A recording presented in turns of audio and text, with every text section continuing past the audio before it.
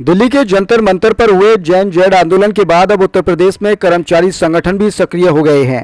पुरानी पेंशन से लेकर वेतन विसंगति, संविदा कर्मचारियों के नियमितीकरण और अन्य मांगों को लेकर अगस्त से बड़े आंदोलनों की तैयारी शुरू हो गई है। सवाल यह है कि क्या चुनाव से पहले कर्मचारी संगठन सरकार पर दबाव बनाने की रणनीति तैयार कर चुके हैं?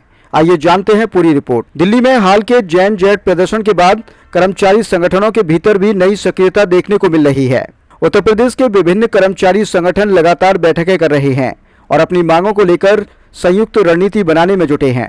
राजधानी लखनऊ समेत कई जिलों में बैठकों का दौर शुरू हो गया है। बरेली ट्रेड यूनियंस फेडरेशन के महामंत्री संजीव मेहरोत्रा का कहना है कि चुनाव से पहले अपनी मांगों को प्रभावी ढंग से उठाने का यह अहम समय है। सबसे पहले बात अटेबा की।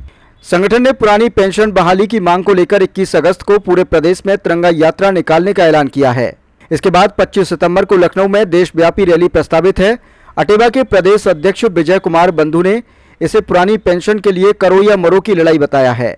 वहीं उत्तर प्रदेश स्थानीय निकाय कर्मचारी महासंघ ने भी अपनी 10 सूत्रीय मांगों को लेकर आंदोलन तेज करने की घोषणा की है। संगठन का आरोप है कि वर्षों से ज्ञापन और बैठकों के बावजूद समस्याओं का समाधान नहीं हुआ। 10 अगस्त तक प्रदेश भर में बैठकों का कार्यक्रम तय किया गया है। इन मार्गों में सेवा नियमावली, दैनिक और संविदा सफाई कर्मियों का विनियमितीकरण, वेतन विसंगतियों का समाधान, कैशलेस इलाज, पुरानी पेंशन बहाली और मृतक आश्रितों की नियुक्ति जैसे मुद्दे शामिल हैं। उधर कर्मचारी संगठन सोशल मीडिया पर भी पहले से अधिक सक्रिय हो गए हैं। व्हाट्सएप, फेसबुक और अन्य प्लेटफॉर्म पर एआई आधारित पोस्टर और वीडियो के जरिए अभियान चलाया जा रहा है।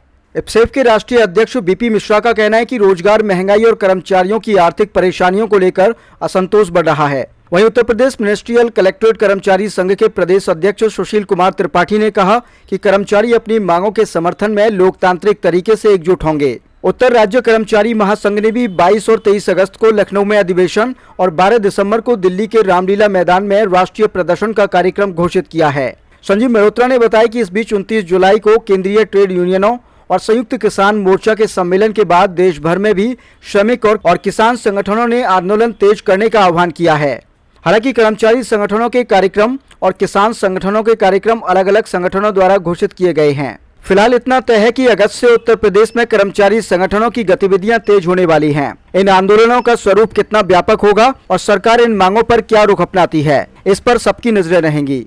आप क्या सोचते हैं? क्या कर्मचारी संगठनों की मांगों पर सरकार को जल्द फैसला लेना चाहिए? अपनी राय हमें कमेंट बॉक्स में जरूर बताएं। हाल के जंतर मंतर के जैन जी के आंदोलन ने देश के नौजवानों, आंदोलनकारियों, किसानों और युवाओं को एक प्रेरणा दी है।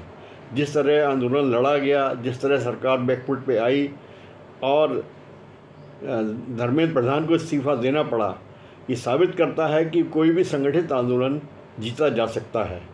अब 29 जुलाई को देश के किसानों, ट्रेड यूनियंस के द्वारा एक संकल्प लिया गया है, आने वाले समय में अगस्त में लंबे आंदोलन होंगे। केवल यूपी में ही आंदोलन की वानगी हमें अच्छी देखने को मिल सकती है। जो पुरानी पेंशन आंदोलन की मांग है, विजय बंधु जी ने आह्वान किया है कि अब लड़ाई करो और मरो की होगी।